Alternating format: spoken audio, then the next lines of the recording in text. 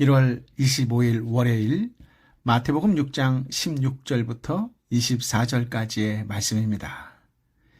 유대인들은 구제와 기도와 금식을 경건의 지표로 생각했는데요. 경건하다는 인상을 주고 싶어 하는 사람들이 이 세 가지를 이용해서 자기를 과시했습니다. 예수님은 그러한 외식 행위를 금하고 경계하셨지요.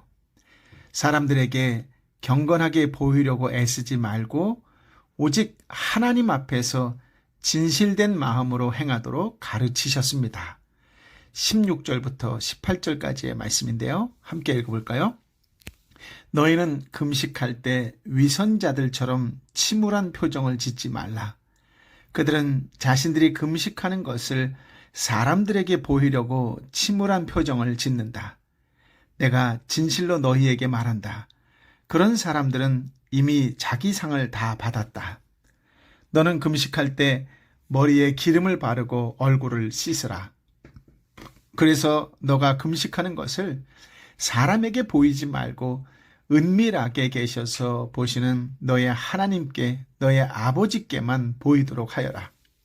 그리하면 은밀하게 계셔서 보시는 너의 아버지께서 너에게 갚아주실 것이다. 아멘. 금식에서도 외식할 수 있습니다. 원래 금식은 정당한 욕망까지도 절제해서 하나님께만 집중하려는 자기 부정의 행동입니다. 그러나 인간의 죄악된 욕망은 철저한 자기 부정을 위한 금식마저도 자기 과시의 도구로 변제시킬 수 있습니다. 16절을 보니 예수님 당시에 바리새인들은 금식하면서 슬픈 기색을 하고 사람에게 보이려고 얼굴 표정을 슬프게 했습니다. 그러나 예수님께서는 너는 금식할 때 머리에 기름을 바르고 얼굴을 씻으라 라고 하셨지요. 즉 머리에 기름을 바르고 얼굴을 씻는 것은 일상적인 활동입니다. 다시 말해서 금식하더라도 티를 내지 말고 자연스럽게 일상생활을 하라는 것이지요. 참된 금식은 될 수 있는 한 다른 사람이 몰라야 합니다. 40일 금식을 몇 번 했느냐가 경건생활의 경력으로 기록되는 것은 성경의 가르침과는 정반대가 되는 것이지요. 19절 20절 말씀을 함께 읽어볼까요? 너희는 자기를 위해 이 땅에 보물을 쌓아두지 말라. 땅에서는 좀 먹고 녹수로 못 쓰게 되고 도둑이 들어와 훔쳐가기도 한다. 그러므로 너희를 위해 보물을 하늘에 쌓아두라. 하늘에서는 좀 먹거나 녹수로 못 쓰게 되는 일도 없고 도둑이 들어 훔쳐가지도 못한다. 아멘. 불신자이든 신자이든 자기를 위해서 보물을 쌓아두고자 하는 마음이 있지요. 힘이 있고 여유가 있을 때 미리미리 쌓아두어야 나중에 힘없고 여유 없는 처지가 될 때 자기를 위해 요긴하게 사용할 수 있다고 생각합니다. 이 생각 자체는 정죄받을 일이 아니지요. 성실하고 정직하게 땀을 흘려서 재물을 얻었다면 어느 정도 미래를 위해 재물을 저축해 둘 수도 있고 자기를 위해서 사용할 수도 있습니다. 성경은 과도한 욕망을 정죄하지만 재물의 소유를 무조건 악하다고 하지 않습니다. 또한 이기심을 정죄하지만 무조건 다른 사람을 위해서만 재물을 사용해야 한다고 말하지도 않습니다. 예수님은 우리를 위한 보물을 소유하고 있다는 것이나 쌓아두는 것 자체를 문제 삼지 않으셨습니다. 오히려 어디에 쌓아야 진정으로 자기를 위한 것이 되는가를 가르쳐주고 계시지요. 먼저 이 땅에 쌓는 것은 어리석다고 말씀하십니다. 19절 말씀을 다시 읽어볼까요? 너희는 자기를 위해 이 땅에 보물을 쌓아두지 말라. 땅에서는 좀 먹고 녹수로 못 쓰게 되고 도둑이 들어와 훔쳐가기도 한다. 아멘. 당시에 아껴둔 옷에 좀이 생겨서 구멍이 뻥뻥 뚫리거나 쌓아둔 동전이 녹수로 부식되는 일들이 있었습니다. 유대인들의 집은 흙벽돌로 지어졌기 때문에 도둑이 쉽게 구멍을 뚫고 들어와 훔쳐갈 수도 있었습니다. 이처럼 땅에 쌓아둔 것은 어떤 모양으로든 없어져 버리기 때문에 결국 자기를 위한 일이 되지 못하지요. 물론 21세기 오늘날은 상황이 좀 달라졌습니다. 방부 처리가 잘 돼서 조밀 먹는 일도 별로 없고 돈도 녹슬지 않는 재료로 만들고 또 도둑이 쉽게 훔쳐갈 수 없도록 첨단 보안 장치가 된 은행도 있습니다. 그러나 이 땅에 쌓아둔 보물은 여전히 안전하지 않습니다. 전쟁, 지진, 테러, 경기 불안, 부도 등으로 인해서 언제 쌓아둔 것이 없어질지 알 수 없기 때문이지요. 중요한 것은 쌓인 보화가 상실되는 방법들과 과정이 아닙니다. 어떤 모양으로든 이 땅에 쌓아둔 보물은 사라진다는 것이 말씀의 초점이지요. 이 땅에 쌓아둔 것은 영원하지 않으며 한시적입니다. 설령 좀 먹지 않게 되고 녹슬지 않게 되고 구멍 뚫리지 않게 되는 철저하게 막아두었다 할지라도 결국 죽으면 모든 것이 한순간에 허무하게 사라집니다. 자기에게 아무 도움이 되지 못합니다. 그러므로 다시 한번 강조하지만 보물을 어디에 쌓아야 진정으로 자기를 위한 것이 될까라고 하는 점입니다. 20절 말씀입니다. 그러므로 너희를 위해 보물을 하늘에 쌓아두라. 하늘에서는 좀 먹거나 녹수로 못 쓰게 되는 일도 없고 도둑이 들어 훔쳐가지도 못한다. 아멘. 디모데 전서 6장 17, 18, 19절에 보니 이런 말씀이 나와요. 그대는 이 세상의 부유한 사람들에게 명령해서 교만하지 말고 덧없는 재물에 소망을 두지 말며 오직 우리에게 모든 것을 풍성히 주어 누리게 하시는 하나님께 소망을 두게 하여라. 또한 선을 행하고 좋은 일을 많이 하고 아낌없이 베풀고 기꺼이 나누어 주게 하여라. 그렇게 함으로 그들이 자신들을 위해 기초를 든든히 쌓아 앞날에 참된 생명을 얻게 하여라. 아멘. 재물을 하늘에 쌓는 방법이 기록되어 있는 본문이지요. 재물을 자기를 위해 사용하기보다는 하나님과 이웃을 위해 사용하면 하늘에 쌓는다는 것입니다. 그런데 보물은 단지 재물만을 의미하지는 않습니다. 사람마다 보물로 여기는 것이 다르기 때문이지요. 21절 말씀입니다. 너의 보물이 있는 곳에 너의 마음도 있는 법이다. 아멘.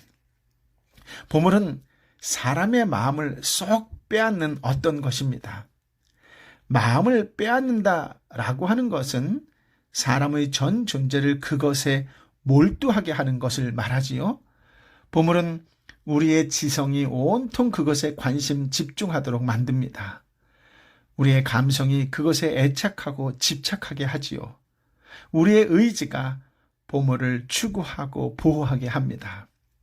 이처럼 보물은 전 존재를 지배하는 무서운 힘을 가졌습니다. 그래서 현재 나에게 보물이 무엇인지를 점검해 보는 방법은 간단합니다. 보물은 마음을 빼앗는 것이기 때문에 무엇에 가장 관심이 가는지, 무엇에 가장 큰 감정의 동요와 애착이 일어나는지, 무엇을 가장 추구하며 끝까지 간직하고 있고 싶은지를 생각해 보면 그것이 현재 나에게 보물입니다. 또 보물을 하늘에 쌓는 방법도 어렵지 않습니다. 보물이 있는 곳에 마음이 있다고 한다면 마음을 하늘에 쌓아두면 됩니다. 보물은 항상 소망을 따라가게 되어 있습니다. 우리가 이 땅의 것에 소망을 두게 되면 이 땅에 보물이 쌓이게 되고 하늘에 소망을 두면 하늘에 보물이 쌓이게 됩니다. 이 땅에 소망을 두고 사는 삶은 진정으로 자기를 위한 삶이 되지 못합니다. 그것은 결국 허물을 맛보게 할 것입니다. 그러므로 어떻게 살아야 할까요? 어떻게 살아야 할까요? 골로새서 3장 1절 2절의 말씀을 보면 그러므로 여러분이 그리스도와 함께 살리심을 받았으니 위에 있는 것을 추구하십시오. 거기에는 그리스도께서 하나님의 오른편에 앉아 계십니다. 위에 있는 것들을 생각하고 땅에 있는 것들을 생각하지 마십시오 라고 했습니다. 말씀 앞에서 내 보물은 과연 하늘에 쌓여 있는지를 점검해 볼 수 있기를 바랍니다. 하나님께서 우리가 하늘에 소망을 두고 하늘의 보물을 쌓으며 사는 삶이 될 수 있도록 은혜 주시기를 예수님의 이름으로 축복합니다. 아멘. 22절 말씀입니다. 눈은 몸의 등불이다. 눈이 좋으면 온몸이 밝을 것이다. 아멘. 등불이 있으면 어두운 밤에도 실족하지 않고 길을 따라 바르게 걸을 수 있겠지요? 그렇습니다. 눈은 몸이 가야 할 길을 분명하게 비춰준다는 점에서 몸의 등불이라고 하는 것입니다. 온 몸이 바르게 나아가기 위해서는 눈이 좋아야 하겠지요. 여기서 눈이 좋다라고 하는 단어는 단일하다, 하나다라는 뜻인데요. 초점이 분명하게 하나로 모아지는 것을 말합니다. 반면에 나쁘다라고 하는 것은 초점이 흐려져서 두 개, 세 개로 분산되는 것을 말하지요. 예수님께서 보물 쌓는 이야기하다가 갑자기 엉뚱한 이야기 하시는 것이 아닙니다. 보물을 하늘에 쌓는 일은 그 사람이 세계를 보는 눈과 관련이 있다는 것입니다. 이를 세계관이라고 하는데요. 세계관에는 그 사람의 가치관, 인생관, 소망관, 재물관, 결혼관 등이 포함됩니다. 사람은 자기가 의식하든 의식하지 못하든 세계관에 따라 행동합니다.